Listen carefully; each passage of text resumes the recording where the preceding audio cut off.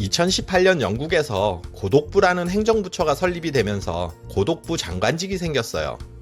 또 일본에서도 노년에 극단적인 선택을 하는 사람들이 늘어나자 2022년 고독 장관을 만들었는데요. 국가의 책임 아래 고독에 방치된 사람들을 지원하자는 거죠. 그만큼 노년의 여러 가지 문제들이 수면 위로 올라오면서 노년의 고독이 사회 문제가 되고 있다는 얘기인데요. 우리가 이전에 경험해보지 못한 새로운 시대가 도래하고 있는 거예요. 특히 노인 1인 가구는 남성보다 여성의 비율이 월등히 높다 보니 노년에 여성 독거 가구의 증가가 두드러지는 현상인데요.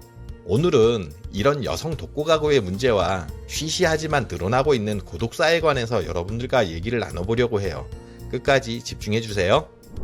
안녕하세요. 알아두면 삶이 힘이 되는 채널 매일 3분입니다. 여성 독거 노인이 폭발적으로 증가한다. 첫 번째, 앞으로 곧 닥칠 문제. 1인 가구 빈곤율은 2020년 기준 47.2%로 매년 조금씩 줄어들고는 있지만 여전히 두 가구 중 한 가구는 힘들게 사는 것으로 나타났어요. 그런데 문제는 1인 가구 빈곤율은 연령대가 높을수록 높았고요. 또 남성보다 여성 빈곤율이 높았다는 거예요. 65세 이상 1인 가구의 빈곤율은 72.1%였고요. 여성 1인 가구의 빈곤율은 55.7%로 남성 34.5%보다 훨씬 높았어요. 노인 10명 중 7명은 가난하게 살며 이 가난한 대다수가 여성이라는 건데요. 문제는 60년대 베이비부머 세대들이 노년으로 접어들면서 앞으로 이 1인 가구가 폭발적으로 더 증가할 전망이라는 거예요. 그중 혼자 사는 여성 독거 가구는 전체 노인 1인 가구의 약 4분의 3을 차지하는 것으로 추산이 되는데요. 여성 혼자라는 사회적 무시와 편견, 경제적인 어려움, 고령으로 인한 건강 문제, 그리고 혼자라는 고독감이 앞으로 당면하게 될 문제인데요.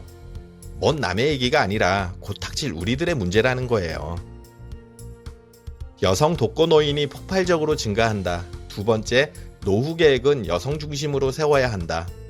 지금 50대, 60대들은 경제적 주체가 주로 남자다 보니 노후 계획을 세울 때도 남편 위주로 세우는 경우가 대부분이에요.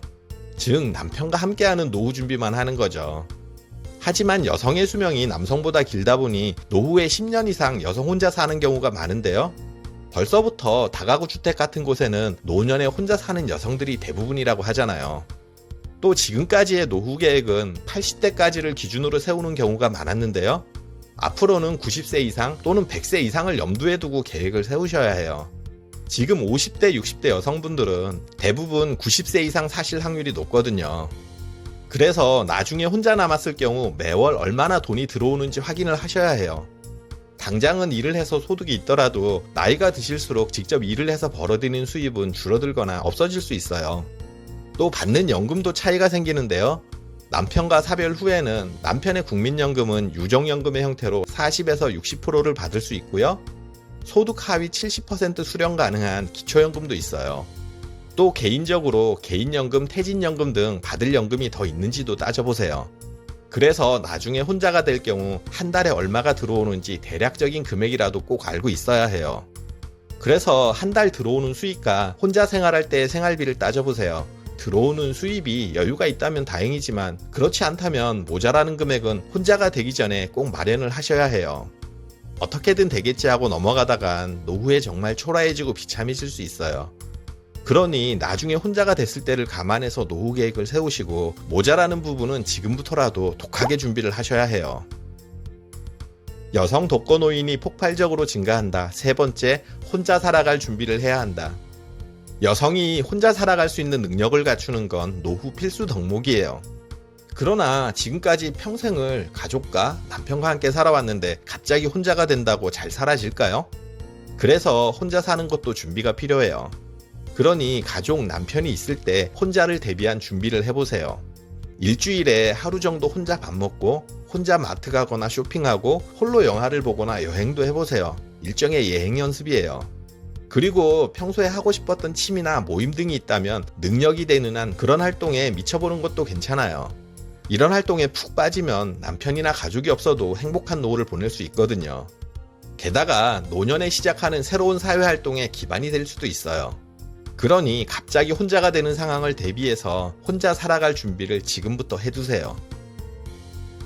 여성 독거노인이 폭발적으로 증가한다. 네 번째, 혼자 살 집이 넓어야 할까?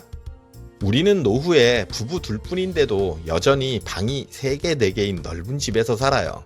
가끔 찾아올 자식 손주들 때문이기도 하고 또 그놈의 체면 때문이기도 한데요. 그런데 남편이 세상을 떠나면 안 그래도 큰 집에 아내 혼자 남게 되는데요. 혼자 살면서 넓은 집은 고독을 더욱 부채질할 수 있어요. 그러니 부부가 같이 있을 때 집을 어떻게 할지 계획을 세우셔야 해요. 주택연금의 경우는 거주해야만 수령이 가능하기 때문에 노후 혼자가 되고 나서 넓은 집을 주택연금으로 전환하는 건 바람직하지가 않아요.